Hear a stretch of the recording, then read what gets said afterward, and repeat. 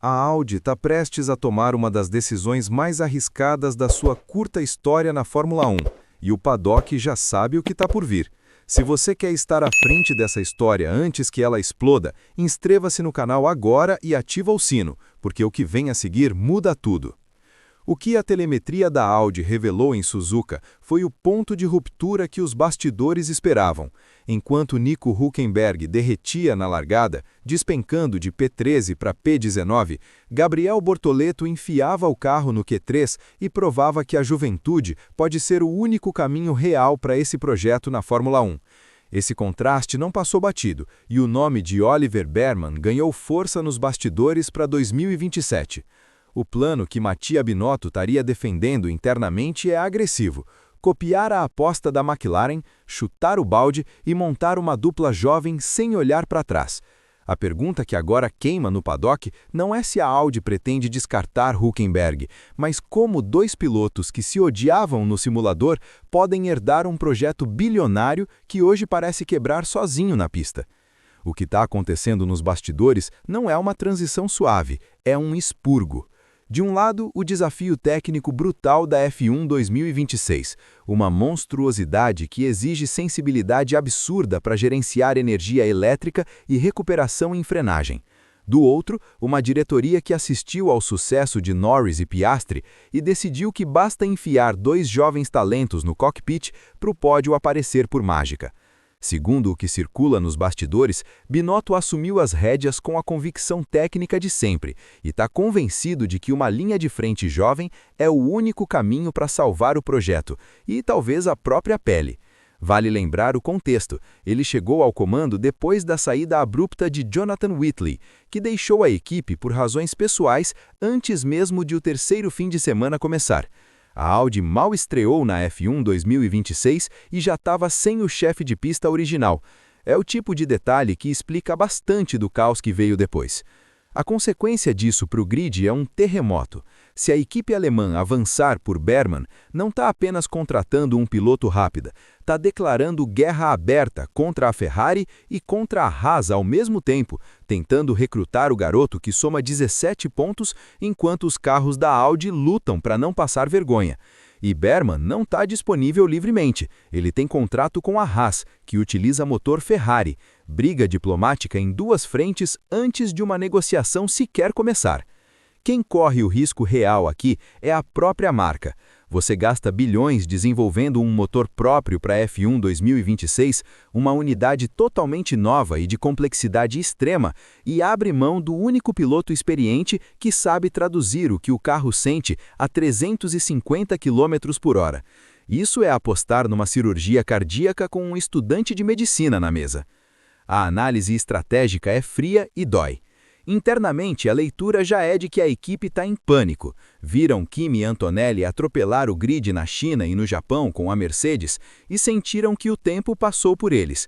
Bortoleto tem sido o único ponto de luz nesse deserto técnico. Foi ele quem buscou os primeiros pontos da história da marca na Fórmula 1, terminando em 9º na Austrália. Em Suzuka, voltou a mostrar que tem mais velocidade do que o carro merecia, chegando ao Q3 numa pista onde o R26 ainda patina no gerenciamento de energia. Enquanto isso, Hülkenberg acumula 0 pontos e uma sequência de problemas na largada. A máscara caiu de vez no Japão. Bortoleto largou à frente do veterano em 9º. Hülkenberg, que deveria ser o pilar de estabilidade da equipe, errou a saída de forma amadora, despencando de P13 para P19 nos primeiros metros. O próprio alemão foi direto ao sair do carro. Precisava focar em melhorar as largadas, porque perder várias posições logo no início complicou tudo que veio depois. Ele tentou remar de volta, registrou a maior velocidade máxima da prova, 350 km por hora, e terminou em 11º, a 1 segundo e 1 centésimo da zona de pontos. Pequeno no cronômetro, enorme no placar. Binotto observou um veterano errando o básico enquanto o companheiro ao lado entregava consistência, e a pergunta começou a circular dentro da equipe: vale a pena pagar caro por uma experiência que não aparece no domingo? Depois de 3 corridas, a conta é simples. Bortoleto tem 2 pontos, Hülkenberg tem 0. E aqui vem a virada que os bastidores não viram chegar.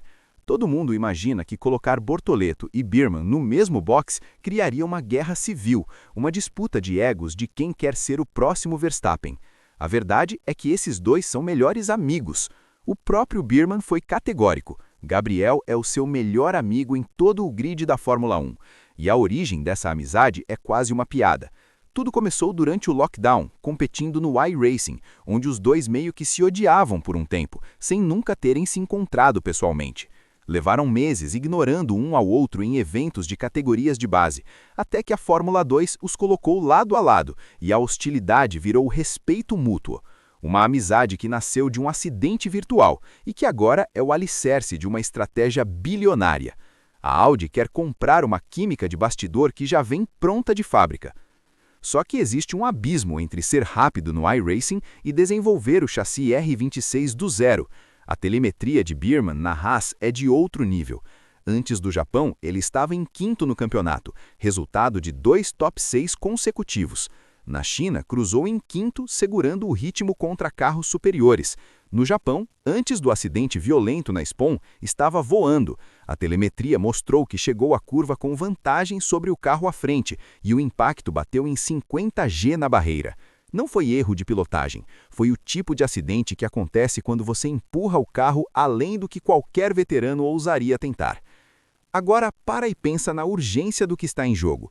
Se a equipe dispensa Hülkenberg e traz Biermann, fica sem ninguém no box com experiência para enfrentar os engenheiros quando o motor der problema.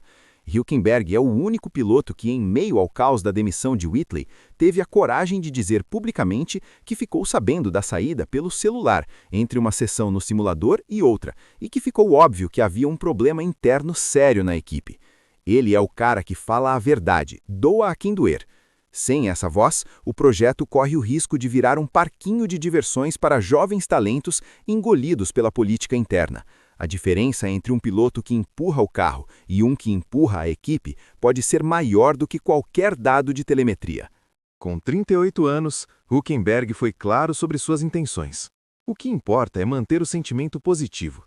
Enquanto estiver se divertindo e feliz dentro do carro, vai entregar performance. O problema é que a diretoria já está pensando por ele.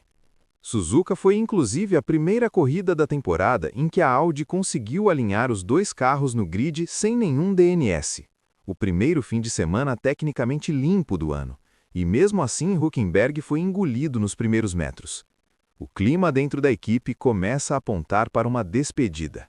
O cenário prático para a F1 2026 é uma rachadura clara. De um lado, equipes que não abrem mão dos seus pilares de experiência para atravessar um ciclo de regras completamente novo. Do outro, um salto de fé que pode ser genial ou catastrófico. Se a aposta em dois jovens funcionar, aceleram o aprendizado em 5 anos. Se falhar, enterram as carreiras de Bortoleto e Biermann num carro que ninguém sabe consertar, porque os pilotos são novos demais para entender o que está quebrado. O próprio Binotto admitiu publicamente que os pilotos estão começando a se adaptar melhor às novas regras agora. Isso significa que no início da temporada não estavam. E o calendário não para ninguém. O ponto central é que Hülkenberg começa a ficar exposto no momento em que a telemetria mostra que Bortoleto entrega a mesma coisa, ou mais, em velocidade pura. Quando isso acontece dentro do mesmo projeto, o argumento da experiência começa a perder força. O mercado de pilotos para 2027 já se movimenta nas sombras, e o alemão passa a ser o nome mais vulnerável nessa equação. A era da segurança técnica na Audi pode estar acabando antes mesmo de começar. A equipe se aproxima de uma escolha clara: apostar no clube dos amigos do simulador e torcer para que o talento bruto compense a falta de quilometragem real. Nos bastidores, isso já é tratado como um movimento de risco alto. Resta saber se quando o motor alemão apagar no meio da pista, essa amizade vai segurar o rojão. E você, o que faria no lugar de Binotto? Ficaria com a experiência de Hülkenberg, que não pontua, ou jogaria tudo para o alto com a dupla jovem? Comenta aqui embaixo. E se você quer continuar acompanhando essa temporada com análise real, sem narrativa de assessoria de imprensa, inscreve-se no canal, ativa o sino e aparece no próximo episódio.